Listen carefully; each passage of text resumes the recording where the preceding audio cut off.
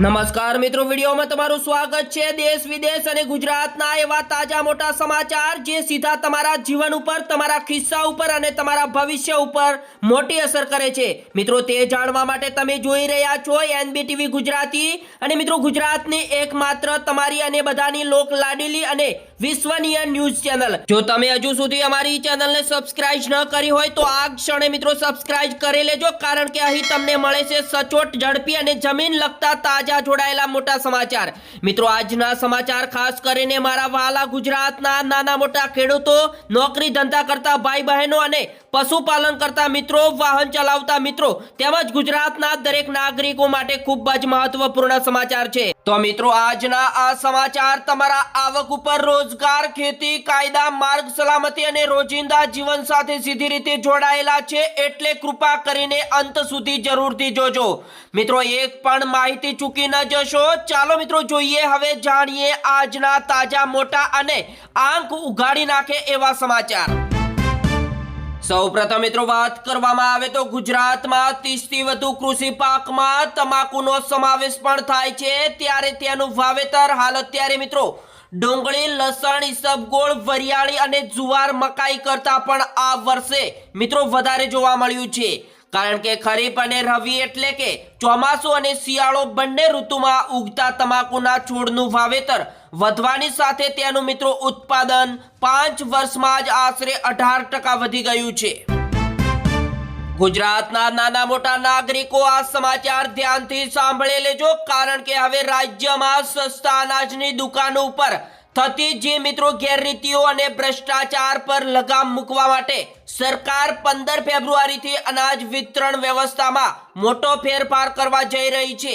ત્યારે મિત્રો, કેન્દ્રીય ગૃહમંત્રી અમિત શાહ અને ગાંધીનગર મહાત્મા મંદિરથી અમદાવાદના સાબરમતી વિસ્તારમાં અનાજ ATM શરૂ કરશે, એટલે કે જે તમારા મિત્રો પહેલા અનાજ લેવા માટે લાઈનમાં ઊભું રહેવું પડતું હતું, એ હવે મિત્રો લાઈનમાં ઊભું નહીં રહેવું પડે, કારણ કે ATM દ્વારા અનાજ આપવામાં આવશે અને જે ભ્રષ્ટાચાર થતો હતો એ પણ હવે નહીં થાય। મિત્રો, 2026-27 બજેટની યોજનાઓનો અમલ શરૂ। RMC દ્વારા મિલકત અને પાણી વેરામાં વ્યાજમાં 10,000 સુધીની માફીનો પ્રારંભ, જ્યારે મિત્રો 31 માર્ચ સુધી મળશે આ લાભ। ગુજરાતના દરેક નાના મોટા નાગરિકો આ સમાચાર ધ્યાનથી સાંભળી લેજો, કારણ કે મુખ્યમંત્રી ભૂપેન્દ્ર પટેલે આણંદમાં અમૂલની મોબાઈલ એપ્લિકેશન અને અમૂલનું AI નું લોકાર્પણ કર્યું છે। તેમણે મિત્રો વધુ જણાવ્યું છે કે આર્ટિફિશિયલ ઇન્ટેલિજન્સ આધારિત એટલે કે AI આધારિત આ પહેલ વડાપ્રધાન નરેન્દ્ર મોદીના નેતૃત્વમાં કૃષિ, પશુપાલન અને ડેરી ક્ષેત્રને આધુનિક તથા આત્મનિર્ભર બનાવવામાં આવશે।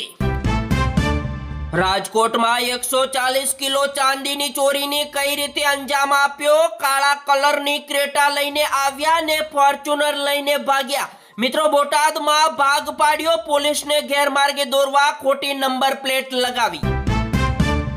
મિત્રો, આ સમાચાર જોતા પહેલા વિડીયોને એક લાઈક કરી દેજો, કારણ કે એક લાઈકથી અમને બહુ મોટિવેશનલ મળે છે।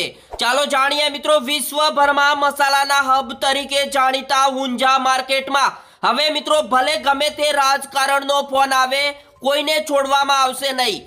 જ્યારે મિત્રો ઊંઝામાં નકલી જીરાના કાળા કારોબાર સામે APMC ચેરમેનની મોટી ચેતવણી આપવામાં આવી છે, અને મિત્રો હવે કોઈ પણ પકડાયું તો જાહેરમાં તેમનો માલ સળગાવી દેવામાં આવશે।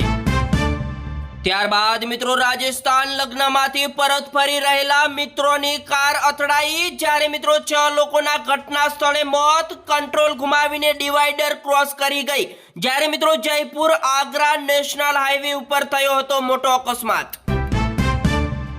બાળ તસ્કરી કેસમાં મોટો ખુલાસો, અમદાવાદ ક્રાઇમ બ્રાન્ચની તપાસમાં વધુ 2 આરોપીઓના નામ આવ્યા સામે। આ સમાચાર ધ્યાનથી સાંભળી લેજો, કારણ કે પશ્ચિમ બંગાળમાં ચૂંટણી પહેલા મોટો રાજકારણમાં ગરમાહો જોવા મળ્યો।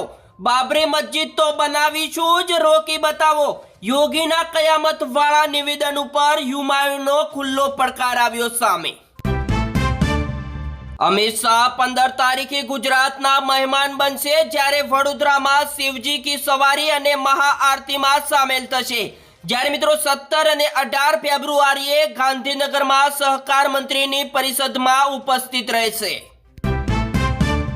રાહુલ ગાંધીએ કહ્યું સરકારે ભારત માતા વેચી દીધી. જ્યારે મિત્રો સીતારમણે પાછો જવાબ આપ્યો કોંગ્રેસે આખું ભારત વેચી દીધું જ્યારે ખેડૂતોના અધિકારનો પણ વેપાર કર્યો છે તેવું મિત્રો નિવેદન આપ્યું. ત્યારબાદ મિત્રો જૂનાગઢમાં મિની કુંભ મેળાના પહેલા જ દિવસે જ રવેડી જેવો માહોલ જોવા મળ્યો. જ્યારે મિત્રો ડેપ્યુટી સીએમ સાથે સાધુ સંતો ભવનાથ પહોંચ્યા જ્યારે ભવ્ય ડમરૂ યાત્રા પણ યોજાઈ. મિત્રો આ સમાચાર ગુજરાતના દરેક નાગરિકો સાંભળી લેજો કારણ કે AI ના કારણે હવે મિત્રો માંડ 5 ક્ષેત્રમાં નોકરીઓની સલામત રહેશે.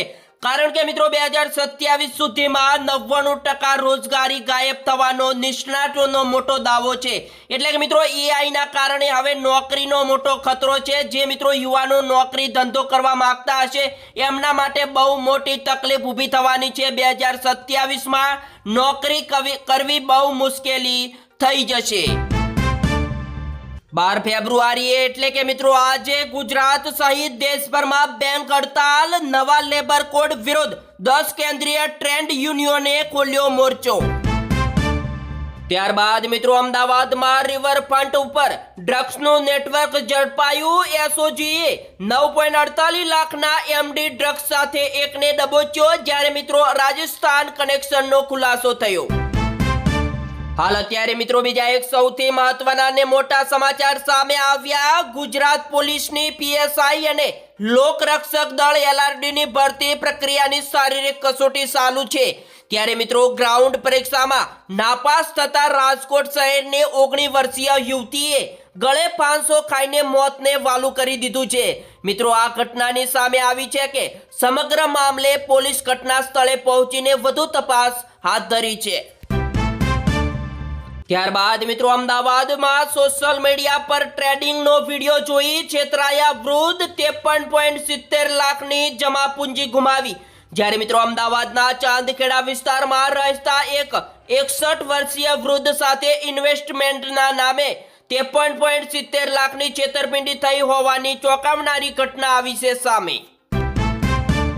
હવેથી મિત્રો AI આધારિત ડ્રાઇવિંગ ટેસ્ટ ટ્રેન્ડનો ટ્રાયલ રનની કામગીરી હાથ ધરવામાં આવી. જ્યારે મિત્રો 360 ડિગ્રી કેમેરાથી ઓટોમેટિક પરિણામ ટ્રાયલ રન દરમિયાન ખામીઓનું નિરાકરણ આવશે.